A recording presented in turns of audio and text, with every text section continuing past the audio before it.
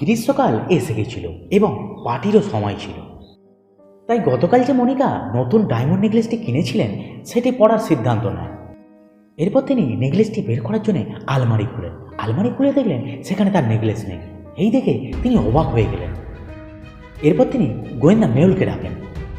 গোয়েন্দা মেহুল তৎক্ষণিক ঘটনাস্থলে আসে এবং তিনজন সন্দেহভাজককে ঘনিষ্ঠভাবে পর্যবেক্ষণ করেন এবং তাদের তিনজনকে জিজ্ঞাসাবাদ করেন, কিন্তু তারা তিনজনই নিজেদের নির্দোষ বলে দাবি করেন।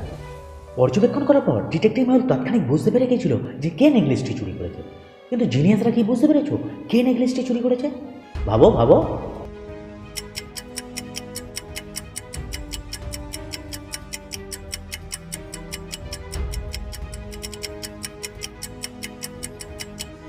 2 নম্বর কাজের মেয়েটি নেকলেসটি চুরি করেছিল, কারণ গ্রীষ্মকালে গলায় কেউ কার্ফ পরে না। অচেত দেখুন ও গলায় কার্ফ পরে আছে। মেহুল বুঝতে পেরে গিয়ে গলার কার্ফটা সরাতেই নেকলেসটি বেরিয়ে পড়ে। চলো পরবর্তী ধাঁধাটা দেখে নেওয়া যাক। গোয়েন্দা মেহুলের কাছে একটি ইনফরমেশন আসে যে একজন অপরাধী বিমানবন্দর দিয়ে পালাতে চলেছে। মেহুল সঙ্গে সঙ্গে বিমানবন্দরে পৌঁছালেন এবং সেখানে গিয়ে অপরাধীর খোঁজ শুরু করলেন। মেহুল তিনজন যাত্রীকে সন্দেহ করলেন এবং তাদের জিজ্ঞাসাবাদ শুরু করলেন। তিনজনের মধ্যে প্রথমজন রাকেশকে জিজ্ঞাসা করতে রাকেশ বলে, আমি লন্ডন থেকে এসেছি। আমি একটি ব্যবসায়িক সভার জন্য জুড়ি খেয়ে এসেছি।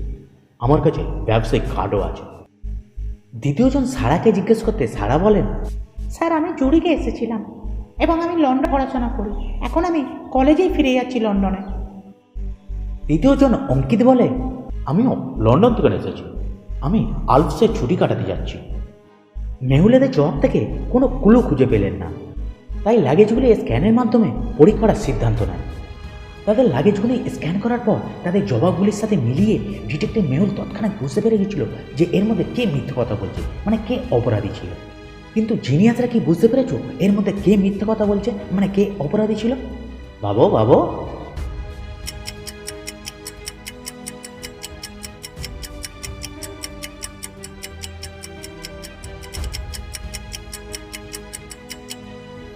অঙ্কিত বলেছিল যে তিনি আলপসে ছুটি কাটাতে যাচ্ছে, কিন্তু আলপসে এখন খুব ঠান্ডা, তাহলে তিনি কেন কোনো শীতের পোশাক বহন করেন? তার মানে সে মিথ্যে কথা বলছে। তার মানে সে আলপসে যাচ্ছে না, সে অন্য কোথাও যাচ্ছে।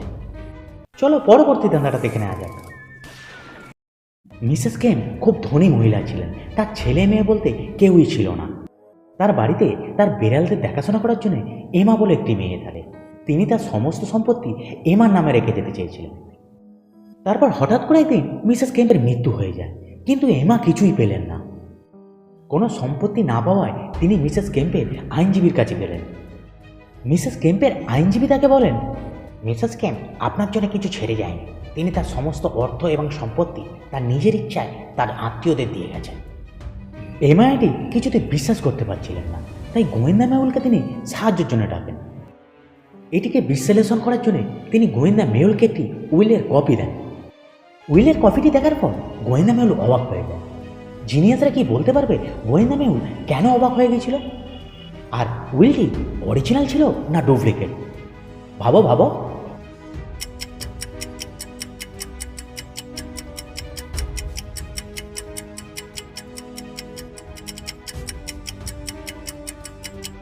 আসলে এটি নকল উইল ছিল, কারণ প্রথম দুটি পৃষ্ঠার বাম দিকে দেখুন পৃষ্ঠার নম্বরটি দেওয়া রয়েছে এবং তৃতীয় পৃষ্ঠার নম্বরটি পৃষ্ঠার ডান দিকে রয়েছে।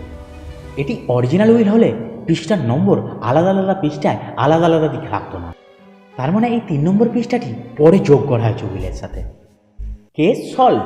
চলো পরবর্তী ধাঁধাটা দেখে নেওয়া যাক। একটি নতুন বিবাহিত কনে তার স্বামীর হত্যার অভিযোগ দেওয়ার জন্য পুলিশ স্টেশনে মিস্টার জেমসের কাছে এলেন। তিনি জেমসকে জানান যে আজকে আমাদের বিয়ে হয়েছে। বিয়ের পরে আমরা একটি জঙ্গলে আমাদের হানিমুনের উদ্দেশ্যে রওনা হয়েছিলাম। আমরা সত্যিই আমাদের ভ্রমণ উপভোগ করছিলাম। বনের ভিতরে আমাদের গাড়িটি কাদায় আটকে পড়েছিল। আমরা কিছুতেই কাদা থেকে গাড়িটি তুলতে পারছিলাম না। আমি কিছু সাহায্যের সন্ধান করতে শুরু করেছিলাম, কিন্তু কাউকে খুঁজে পাইনি। আমি যখন কোনো সাহায্য না পেয়ে ফিরে আসি, তখন আমি আমার স্বামীকে মৃত অবস্থায় দেখতে পেয়েছিলাম। তাই আমি আর দেরি না করে সঙ্গে সঙ্গে আপনার কাছে রিপোর্ট করতে এসেছি। জিনিয়াসরা কি বলতে পারবে কোনে জেমসকে সত্যি বলছে না মিথ্যে বলছে? ভাবো।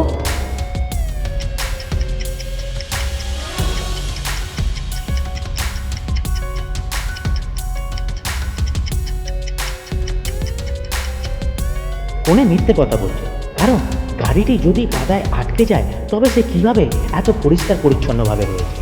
এবং তিনি যদি জঙ্গলে কোনো সাহায্য না পান তাহলে থানায় কীভাবে পৌঁছাবেন? তিনি তো আগেই থানাতে পৌঁছাতে পারতেন সাহায্যের জন্য।